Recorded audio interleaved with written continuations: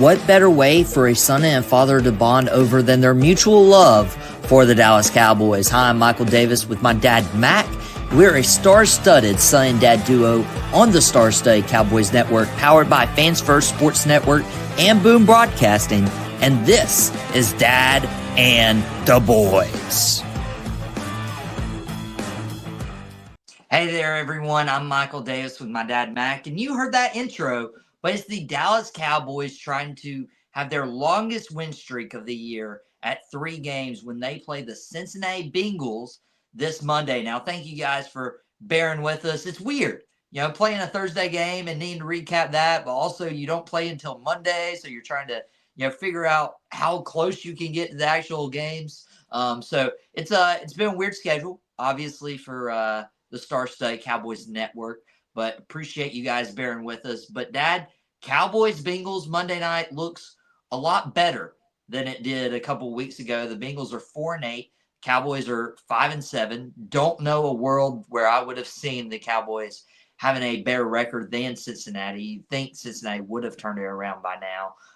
But the Bengals are favored by 5.5. We're going to preview this game, but we'd be remiss without mentioning the news that came out just a couple of days ago that Zack Martin, the starting right guard, the guy who's played 11 seasons and only has 7 holding penalties in his career, is having season-ending surgery, and he will be out for the rest of the year. He's a free agent, like we talked about on the previous episode. So I don't know, Dad. I'm glad we drafted him over Johnny Manziel, but I don't know if this is the end of Zack Martin, either for his career or as a Cowboy. Well, I hope neither, personally. But the writing was on the wall, folks. I know that on Out of Pocket, you were talking about the matchups for NFL this weekend, and you mentioned something. You said Aaron Donald's not coming on the field. Right. Zack Martin and Aaron Donald came into the league together. Aaron's not here this year. Everybody knows he retired. Time is an undefeated enemy. Mm-hmm.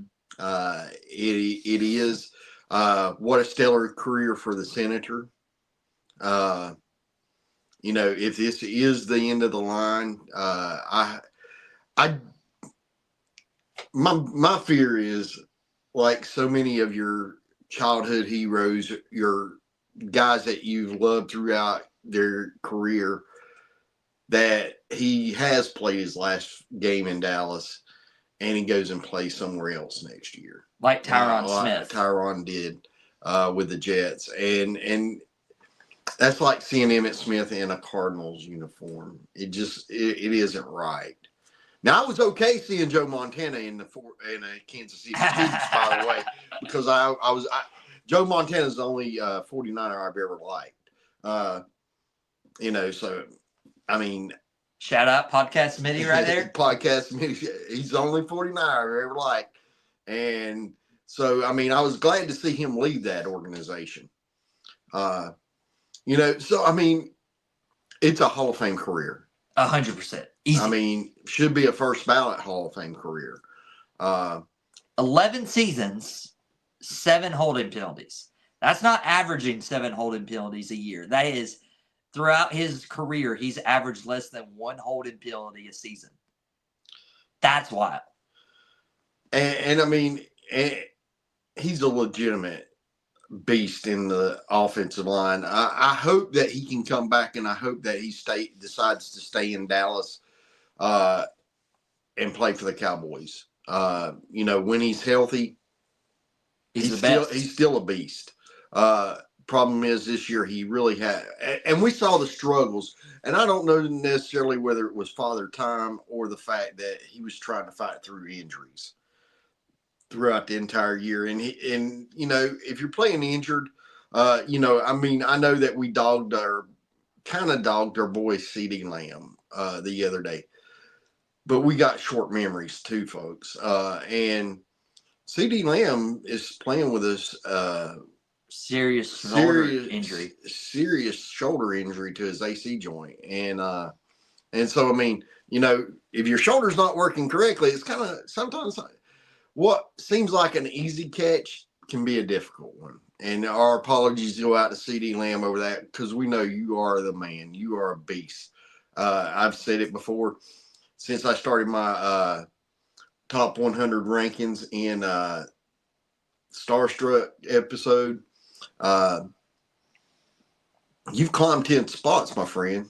You're the one player that has definitely made me go back and readjust. And that is a fluid list. It can adjust as guys come up and move into my fandom per se, and then their spot and their everything. So, I mean, getting to the point spread. They're 5.5. They were 6.5. That's a betting line that bookies use to try to get the guys to place bets. Cincinnati's offense has been amongst the top in the league this year. So I mean that's going to be a difficult matchup for us. Thank God Zimmer's defense is playing better. They're starting to get healthier. I don't know if DeMarcus Lawrence will be back this week. Marshawn Nealon should be playing more. Carl Lawson's done great. Which isn't he a former Bengal himself? Who? Carl Lawson. Yeah, he is. Yeah, maybe he'll have a revenge game. Hopefully. Those are great. Those are great. That's why I was calling for Kirk Cousins yesterday on Out of Pocket. Now, I don't know the validity of this, but apparently DeMarcus Lawrence isn't playing tomorrow. Okay. Or playing on Monday, if you will. But that would be tough, obviously, to not have DeMarcus. But I do think like Carl Lawson has came on with Micah there. I mean, it's just made a huge world of a difference. It has, and Marshawn Nealon coming back. Hopefully, Trayvon will be able to participate this week. I'll be going more into the injury report on Starstruck on Monday morning. So, I mean, hopefully we'll have some of these guys back. I mean, I know we put a couple guys on IR, recently that were contributing. Josh Butler, Awesome Richards. I mean, folks, it is what it is. You got a 4-18 against a 5-7, and is it going to be an uphill battle for Dallas? Yes, it is. I mean, their offense is clicking pretty good, but I mean, is it an insurmountable task? No. If it was, Cincinnati wouldn't be 4-8. Yeah. And it does say something like Dallas is on a 2-game win streak, had all that time to recover. The Bengals have dropped 3 straight, but those 3 drops were to the Ravens on the road, the Chargers on the road, and then the Steelers last week. All 3 very competitive games. So it's not like Cincinnati, and even with Dallas, like the 8 losses Cincinnati has, they're the credible teams. Like they've lost to the Ravens twice. They've lost to the Eagles, the Commanders, the Chiefs. The only questionable one was week 1 against the Patriots. That's the only questionable loss they've had. You call that questionable? I mean, let's face it. Patriots are fighting for the top draft pick. I mean, come on. You're sitting here point blank again, and I emphasize this. Any given Sunday, any team can be beat. I mean, you had the Panthers push the Chiefs to the brink of a loss. I mean, so, I mean, these guys get paid to lace up. And I'm not dissing the Cincinnati Bengals in any regards. I mean, all the reports I've seen from them is their offense is playing lights out. Joe Burrow is having a great year. If his record was better, he'd probably be in conversation for MVP of the league. Jamar Chase is having a great year. Okay, awesome. That's great. You know who else is having a great year? CD Lamb. Oh, I bet you didn't know that. All right, did you? He's in the top 10 in receiving. top 5. Yeah, top 5. So, I mean, and that's without his quarterback. Yeah. Go figure that. So, I mean, you know, and wow, we've talked all year about Rico Dowdle and the Dallas Cowboy run game. Rico averages 80 yards a game for the next 5 games. Guess what? He's got a 1,000-yard season. You know, so I mean, players perform. Now, I will say this. It's kind of like in this matchup, it's kind of like strength versus strength and weakness versus weakness. Oh, what do you mean by that? Their offense is a strength. Right now, our defense is. Yeah. Okay. Their defense is a weakness. Our offense is a weakness. Turning point's going to be Devontae Turpin in our special teams. I'll hang with our special teams. We got the best kicker in the league. We got the best return guy in the league. Let's go. Let's play. Well, I mean, and even you mentioned like Dallas's weaknesses, and you know, you guys, if you've listened to Dad and the Boys, you know I'm the realest one in the room. Dad was holding on to a shred thin of hope, and then there was a certain pivot point, I guess, at some point this season. But hey, the season's not over. I mean, yeah. Theoretically, we're not. Although it's a very, very long shot. Theoretically, we're not completely out of our division, even mathematically yet. Now that is a very, very long shot. But we're not out of the playoffs. We're only 2 games back with 5 to go, and we play that team once. Yeah, we play Washington. We play a couple other teams. But I would go ahead and say, like, after the last couple of weeks, I have more confidence in our offense than I did a month ago. Yeah. I mean, they set the bar really low a month ago. They did. When you were looking at 2 yards an attempt for the passing game, that was really. But I mean, there again, he hadn't played any significant snaps in over a year. I mean, you know, Cooper Rush is and he was going up against Philadelphia, who's been a good team. Unfortunately. You know, and they're faced with the curse of the fact that NFC East cannot have a repeat champion. So maybe next year is going to be our year for that. You know, it'll be between us and Washington for that mantle. But the thing of it is too, I mean, we've been one of the most, us and the 49ers, I think, have been the most devastated by injuries. And I'm sorry, I would give us the tip of the hat on that even. You know what's interesting about that? If you looked at the NFC picture, I mean, obviously AFC, you know, the most consistent team throughout the regular season has been the Kansas City Chiefs. And Correct. They've gotten to the playoffs and they've won back-to-back Super Bowls. They're the most consistent. But if you look at the NFC side, the Cowboys and the 49ers the last 3 years, maybe even 4, have been the most consistent NFC teams. And right now, guess what? They're both hurt. We're both hurt, and we're both 5-6, and we're still in the playoff picture. Which is crazy. Now, they've got a little bit better chance because, I mean, their division sucks. I'm sorry, you know, if you're a Seattle fan or an Arizona fan, whoever, but your division sucks. You may have a 9-8 or 8-9 division winner. Which we've had those. We've had our fair share of those. We've had that before in the past, and you know what? They said our division sucked at that time. I mean, let's face it. I mean, you know, you're not the cream of the crop. You're not going to be sitting number 1 or number 2 in the conference. You're not getting the bye week. So, I mean, you know. Hey, you win your division. You win your division, you're in. That's the rules. Some years you'll have a down year in a division. Look, NFC South isn't much better.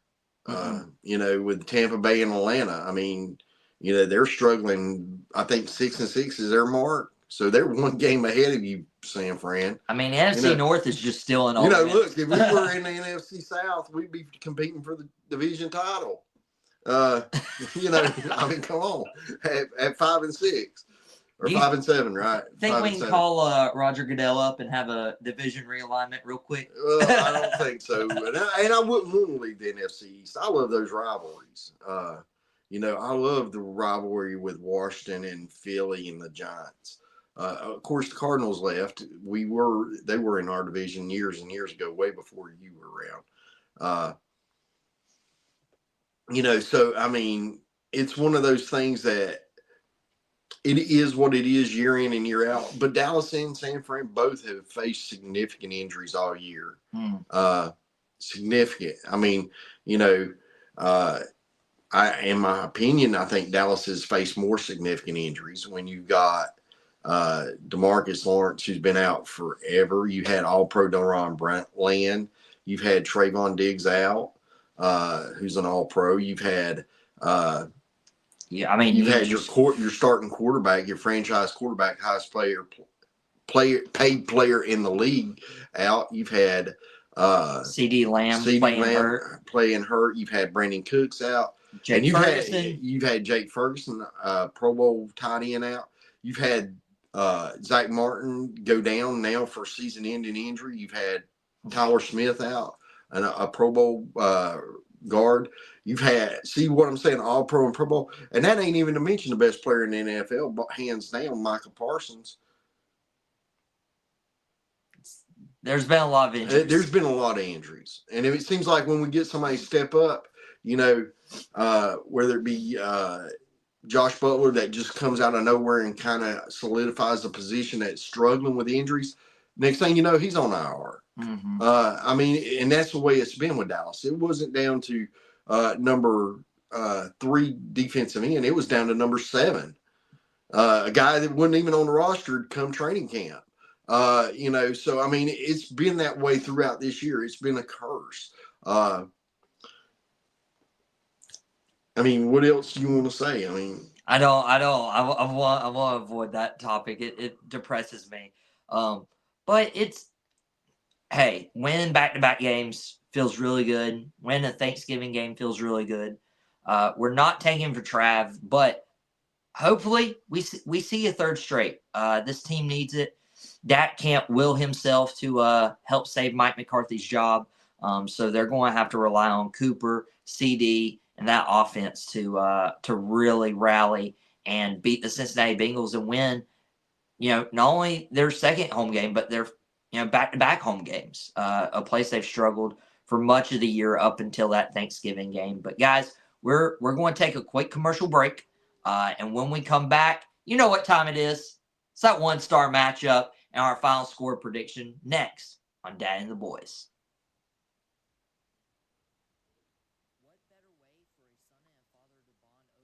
Welcome back to Dad and the Boys. Michael Davis, my dad, and Mack. And if you guys have been watching Dad and the Boys, you know that we have our one-star matchup. And we got to see the one-star last week, so appreciate him, even though he has starstruck now as a finish. I inspired that for you. You're welcome. I even got my first ever official starstruck shirt. So, if you will. But the Bengals play the Cowboys. We mentioned the lines at 5.5. But our one-star matchup is a player versus a player, a coach versus a coach, a position group versus a position group. That will be the determining factor in who wins this game. I always let my dad go first. I'm very chivalrous. Yeah, and he tells me these rules as we're playing now. But I'm going to change them up as I always do. I am the dad. I get to make the rules, right? In my house. Okay, so my one-star matchup goes back to 2014. And I hate to bring up bad memories, but in 2014, the Dallas Cowboys were playing the Green Bay Packers. And a ball was completed down to the 1-ish yard line, maybe even a touchdown, because Dez was reaching for it. And Mike McCarthy throws a challenge flag as a Green Bay Packer coach. And some obscure rule that they still haven't figured out dictated that this was not a catch, even though we both know and everybody out there listening knows that was a catch by Dez Bryant. Dallas should have won the game. Maybe even scored a little bit too early, giving Aaron Rodgers a chance to come back. But Dallas should have got the pass completed and they had the opportunity to take the lead. Regardless, my one-star matchup for this game is this. Mike McCarthy. We need that 2014 version. You worked the referees pretty good in that game, by the way. Work them this week. This is let me get on the camera. He keeps moving the camera for me. This is a hold, my friends. It happens every play against number 11. Mike, get in the referee's ear and let them drop some laundry. Get that stopped. Teams are basically saying, we'll hold him every play because they're not going to call it. But occasionally, get in their ear. They cannot stop the man. Not one offensive line, not two offensive line, not even three guys can stop him. He's that good. This is the only way they're doing it. Get it called. Work that referee over, and make sure that he realizes that he needs to be calling that. He needs to be watching for it. Even if you got to point out where Micah's going to be every play, he's going to be here. Watch him. That's the only place they need to watch. Call the hold. That's a chance for us. Because if you get them calling holds, they'll quit holding them. And guess what? Micah will unleash and Joe Burrow will have a very, very, very, very bad day. If he can't get it to Chase, he throws it up. And if he can't get it to Higgins, he throws it up. And guess what? Mr. Bland loves the ball in the air. Now, Trayvon needs to come back so he can cover both of those guys. But DeRon Bland can handle one. We need the ball in the air for our cornerbacks and our safeties to take advantage of. And that comes with pressure. That comes with Micah Parsons. Get this called. Get the holding penalty called. So my one-star challenge is Mike McCarthy, Big Mike, and the referees. Good luck. Ever since he came with the star, he's lost those privileges with the refs. Unfortunately, Yeah, but that's my one-star challenge. Hey, that's your. I hope I win. I mean, if I win my one-star challenge, we win the game. That is fair. My one-star matchup. And I have to do a position group versus a position group. Usually, I will do the player versus player, but I'll be honest, I just don't know who's lining up where this weekend. On Monday Night Football, Cowboys, Bengals. We mentioned the Bengals have the best passing attack right now. Joe Burrow leads the league in passing. Jamar Chase leads the league in receiving yards. They still have T. Higgins. They still have a serviceable tight end, Mike Gesicki. But when you look at our secondary, it is DeRon Bland, who's just a couple games back from missing 10 games this year. He's still getting his feet under him. He's not quite there yet. You have Jordan Lewis, who's been balling this year. I mean, he has been making plays. Trayvon Diggs currently is questionable. Dad will be back. He gave us his time slot this week for Dad and the boys, and he'll have the morning time slot on Monday to give you an update injury report if Trayvon Diggs plays. But beyond that, we're hurt. Josh Butler out. Kalen Carson out. Aruarie out. Marquise Bell. Mukwamu. Is Mukwamu going to be able to stop them?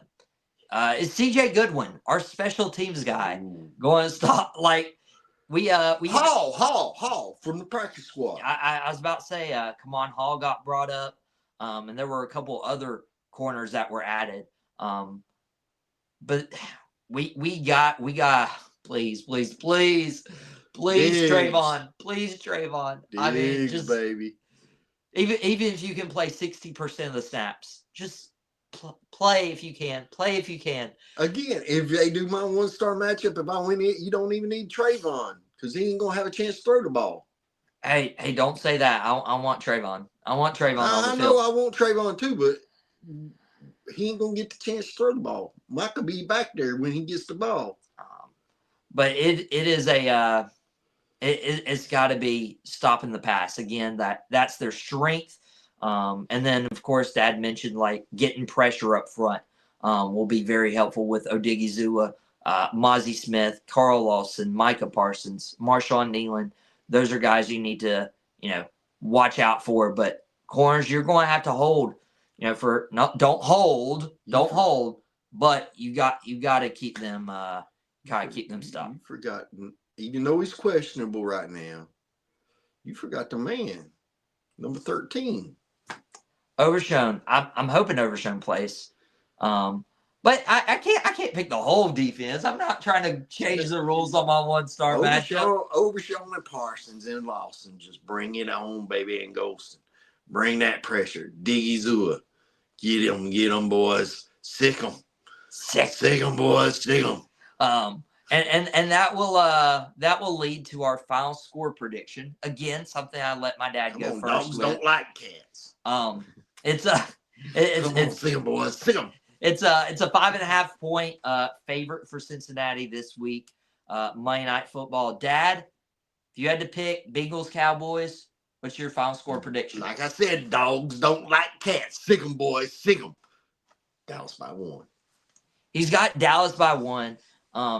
Cincinnati's been impressive offensively. Like they had a shootout with Pittsburgh, but they couldn't stop Pittsburgh's lackluster offense.